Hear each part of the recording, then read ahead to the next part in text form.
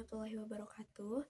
Halo semuanya, perkenalkan nama aku Yasmin Aulia dari Prodi Perbankan Syariah tahun angkatan 2024 dengan NPM 10010324024. Pernah gak sih kalian berpikir kenapa suatu negara itu bisa mengukur bahwa negara tersebut ekonominya maju atau melambat? Nah, daripada penasaran, pada kesempatan kali ini saya akan membahas mengenai konsep penting dalam ekonomi makro, yaitu pendapatan nasional. Lalu, apa sih yang dimaksud dengan pendapatan nasional itu? Jadi, pendapatan nasional adalah penjumlahan seluruh pendapatan yang dihasilkan oleh masyarakat dalam kurun waktu tertentu, atau juga bisa diartikan sebagai penjumlahan seluruh produksi barang atau jasa yang dihasilkan oleh masyarakat dalam suatu negara dalam periode tertentu. Lalu, kenapa sih kita harus menghitung pendapatan nasional? Nah, yang pertama itu, kita dengan menghitung pendapatan nasional, kita dapat mengetahui struktur perekonomian suatu negara. Misal nih, ketika kita sudah menghitung pendapatan nasional, dapat terlihat tuh suatu negara itu pendapatan terbesarnya dari mana, misalnya dari industri. Nah, ketika pendapatan nasional itu paling banyak di sektor industri, maka negara tersebut merupakan negara industri. Nah, selanjutnya, manfaat dari menghitung pendapatan nasional adalah mengetahui perkembangan perekonomian suatu negara dari tahun ke tahun. Dengan menghitung pendapatan nasional, kita bisa mengetahui nih apakah suatu negara itu perekonomiannya itu bersifat progresif atau regresif. Nah, manfaat selanjutnya adalah dapat merumuskan kebijakan atau perencanaan yang tepat. Nah, poin ini berkaitan dengan poin 1 dan poin kedua, teman-teman. Jadi, ketika pemerintah sudah mengetahui nih bahwa suatu negara itu arahnya itu misalkan ke negara industri, ataupun kayak misalkan negara tersebut perekonomiannya bersifat progresif atau regresif, nah, negara atau pemerintahan itu dapat mengambil kebijakan yang tepat. Kalau misalkan negara tersebut arahnya itu ke negara industri, berarti yang ditingkatkan itu adalah dari sektor industri. Kalau misalkan negara tersebut perekonomiannya bersifat regresif, maka pemerintah dapat mengambil kebijakan supaya perekonomian negara tersebut dapat bersifat progresif. Poin selanjutnya adalah dapat mengukur tingkat kemakmuran suatu negara. Dengan menghitung pendapatan nasional, kita dapat mengetahui bagaimana tingkat kemakmuran suatu negara. Karena di dalam pendapatan nasional itu ada yang namanya pendapatan per kapita atau pendapatan perseorangan. Nah, poin yang terakhir adalah dengan menghitung pendapatan nasional, kita dapat mengetahui dan membandingkan pendapatan antar daerah. Nah, dengan kita menghitung pendapatan nasional, kita dapat mengetahui nih, misalkan daerah A pendapatannya berapa, daerah B pendapatannya berapa. Nah, dengan begitu, pemerintah juga dapat mengambil kebijakan yang tepat agar pendapatan di daerahnya itu bisa berkembang atau progresif. Nah, selanjutnya adalah konsep pendapatan nasional. Ada 6 konsep di dalam pendapatan nasional. Yang pertama adalah Gross Domestic Product, Gross National Product, Net National Product, Net National Income, Personal Income, dan Disposable Income. Baik, kita akan masuk ke konsep yang pertama, yaitu PDB atau Produk Domestik Bruto, atau dalam bahasa Inggrisnya disebut dengan Gross Domestic Product atau GDP. Lalu GDP itu apa sih? Jadi GDP itu adalah seluruh produksi baik berupa barang atau jasa yang dihasilkan oleh suatu warga di suatu negara, baik warga negara itu sendiri atau warga negara asing dalam periode tertentu.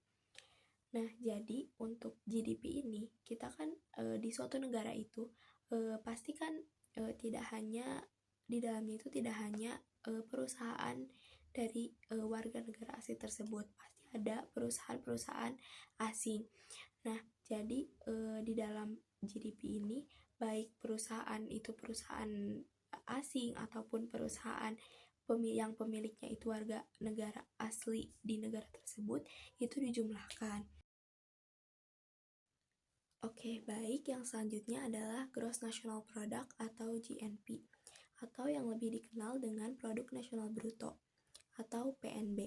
Lalu GNP itu apa sih? Jadi GNP itu adalah penjumlahan seluruh produksi barang atau jasa yang dihasilkan oleh suatu warga negara, baik warga negara tersebut berada di dalam negaranya sendiri maupun yang sedang berada di luar negeri. Jadi misalkan seperti ini, misalkan di suatu negara itu kan pasti ada yang warga negaranya asli dan warga negara asing. Nah, misalkan jumlah produksi dari warga negara aslinya itu adalah 10.000. Nah, sedangkan produksi dari warga negara asingnya 5.000. Dan jumlah produksi dari warga negara aslinya yang sedang berada di luar negeri itu 15.000. Nah, yang kita akumulasiin adalah yang jumlah produksi warga negara asli yang sedang berada di negaranya, yaitu tadi 10.000, dan warga negara asli yang sedang berada di luar negeri, yaitu 15.000. Seperti itu. Nah, jadi selanjutnya adalah net national product. Nah, net national product ini adalah jumlah seluruh produksi, baik barang ataupun jasa yang dihasilkan oleh suatu masyarakat dalam periode tertentu. Namun, di NNP ini sudah dikurangi oleh penyusutan.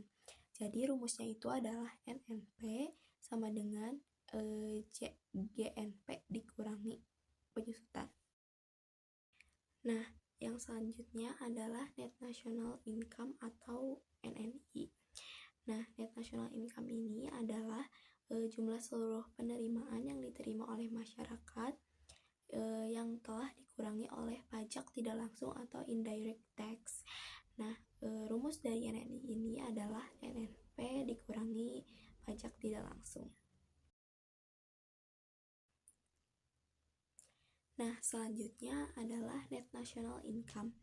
Nah, net national income adalah pendapatan yang benar-benar diterima oleh masyarakat setelah dikurangi beberapa komponen seperti laba ditahan, iuran asuransi, iuran jaminan sosial, dan ditambah juga dengan transfer payment. Nah, konsep terakhir dari pendapatan nasional ini adalah disposable income atau DI. Nah, disposable income ini adalah pendapatan yang benar-benar diterima oleh masyarakat dan siap untuk dibelanjakan. Nah, rumusnya itu adalah PI dikurangi pajak langsung. Oke teman-teman, selanjutnya ada beberapa metode dalam menghitung pendapatan nasional. Nah, untuk menghitung pendapatan nasional itu terdiri dari 3 pendekatan atau metode teman-teman. Yang pertama itu ada pendekatan produksi, yang kedua ada pendekatan pendapatan, dan yang terakhir ada pendekatan pengeluaran.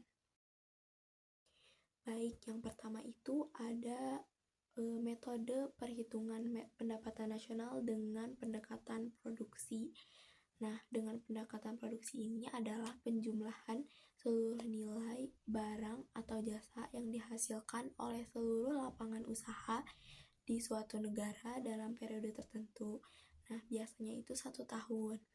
Nah, untuk menghitungnya itu, rumusnya adalah GNP sama dengan P1 dikali Q1 ditambah P2 dikali Q2 ditambah P3 dikali Q3 dan seterusnya. Nah, P dan Q itu apa sih? Nah, kalau misalkan P itu price atau harga, nah untuk Q itu quantity atau jumlah. Nah, yang selanjutnya, yang kedua, melalui pendekatan pendapatan. Nah, melalui pendapatan ini adalah menjumlahkan seluruh pendapatan yang diterima oleh pemilik faktor produksi. Nah, rumusnya itu adalah GNP sama dengan R ditambah W ditambah I ditambah P. Nah, apa sih R, W, I, P itu? Nah, R itu adalah rent atau sewa. Sedangkan I itu adalah interest atau bunga. Nah, W itu adalah wage atau upah, dan yang terakhir ada P itu profit atau laba atau bisa disebut juga dengan keuntungan. Nah, yang terakhir, yang ketiga itu melalui pendekatan pengeluaran. Jadi, pendekatan pengeluaran ini adalah menjumlahkan seluruh pengeluaran yang dikeluarkan oleh para pelaku ekonomi. Nah, rumusnya itu adalah GNP sama dengan C ditambah I ditambah G ditambah X dikurang M. Nah, C-nya itu adalah konsumsi, I-nya itu adalah investment atau investasi. Nah, yang G-nya itu government atau pengeluaran pemerintah, X-nya ekspor, dan yang terakhir M-nya itu impor. Baik, selesai sudah mengenai pembahasan tentang pendapatan nasional. Mungkin itu saja yang dapat saya sampaikan. Mohon maaf bila ada kata-kata yang kurang berkenan dan kata-kata yang salah dari saya. Sekian dari saya. Wassalamualaikum warahmatullahi wabarakatuh.